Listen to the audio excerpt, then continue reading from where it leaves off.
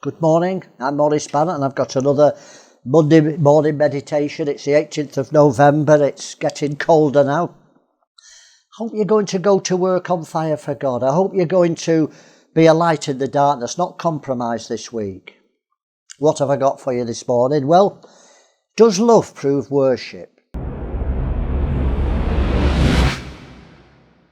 That's what I want to spend a few minutes on. Well, the answer's a definite no. It's a big problem in the modern church because they have wonderful worship songs. We worship you, we honour, we bow down before you. But they don't worship the true God.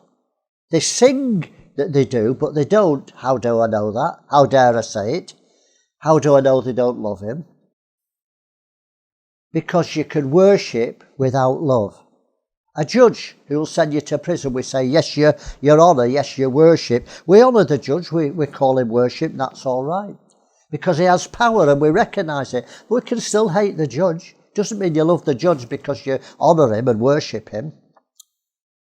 True worship is to love and obey, not just lip service. How many men tell their wives that they love them while they commit an adultery on the side? How many? Words of love don't mean anything if it's not linked to obedience. They're disobeying their marriage vows.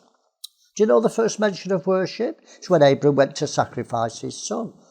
He said to the servants, I and the lad will go yonder and worship. He was going to sacrifice his son. You can't, and that was obedience to God. You can't separate. They're inseparable, love and obedience. Job, that man who lost everything, his cattle, his children, everything bar his wife, and God allowed it. He said, Job arose, this is Job 120, rent his mantle, shaved his head, fell down on the ground and worshipped in all that agony, in all that pain, in all that terrible things that were going on in his mind. He worshipped God. That's sacrifice, that's obedience. In all things give thanks. And love's only proved in obedience. You can't prove it with your words and you're singing and your worship. Your worship doesn't prove you love God. John 14 verse 15, Jesus said, if you love me, prove it, keep my commandments. John 15:10, if you keep my commandments, you'll abide in my love.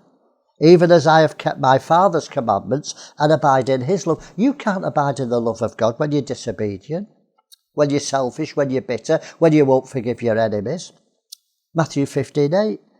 Jesus said, this people draw near to me with their mouth and honour me with their lips. They worship me, but their heart's far from me.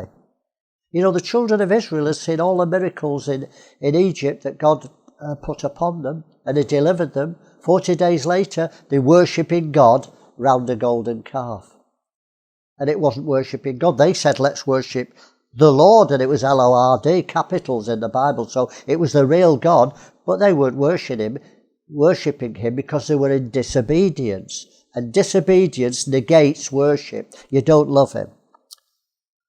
One day, every demon in hell, things above the earth, on the earth and under the earth, will bow down and say, you are Lord. They will worship and bow the knee.